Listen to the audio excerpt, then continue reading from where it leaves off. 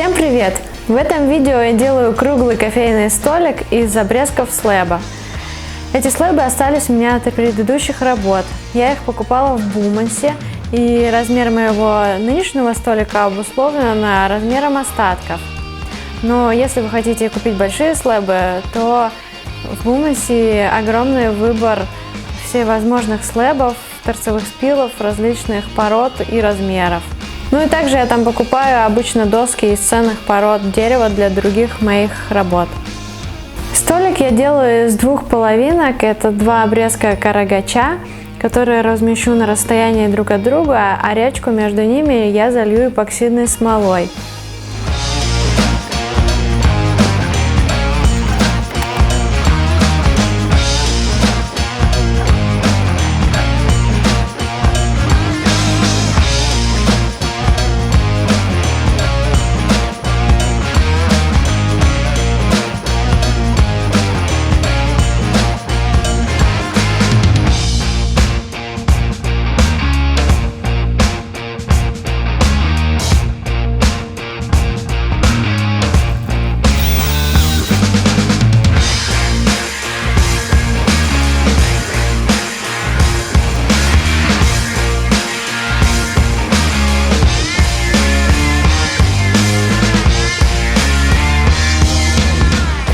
Для заливки реки я буду использовать эпоксидку Art-Line с перламутровым пигментом, который отливает розовым цветом.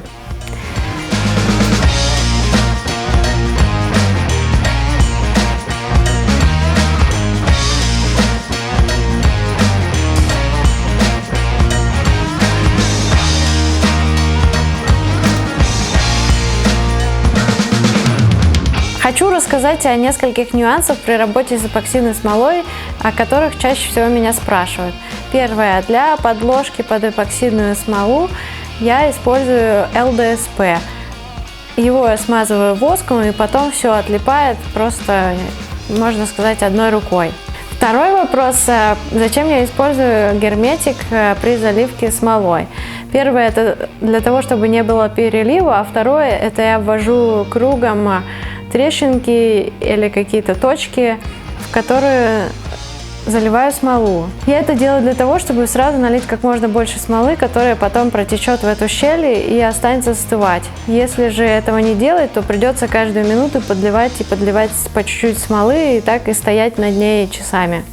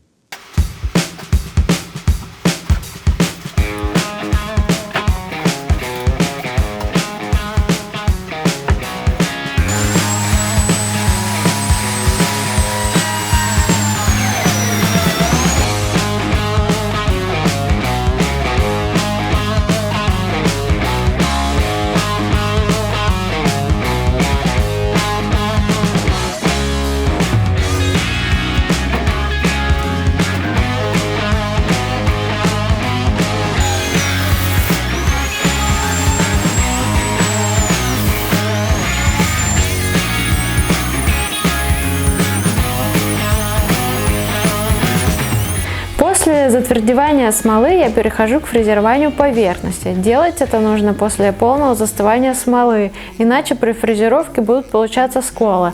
Что у меня и вышло, потому что я немножко поспешила и начала фрезеровать раньше. Думаю, я подождала еще день и профрезеровала второй раз. Когда две поверхности стола отфрезерованы, выровнены, я с помощью приспособления, которое я делала для ленточной пилы, сделала из этой непонятной формы круг.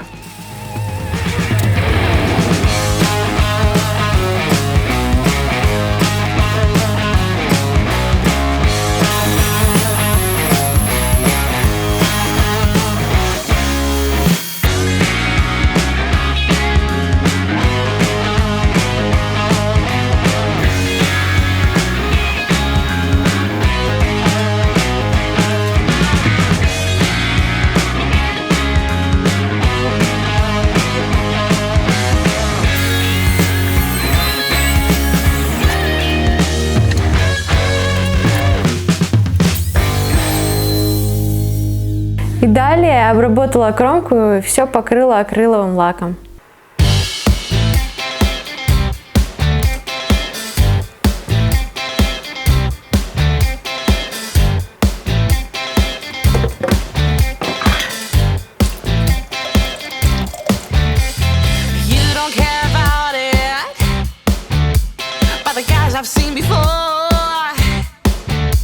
When I leave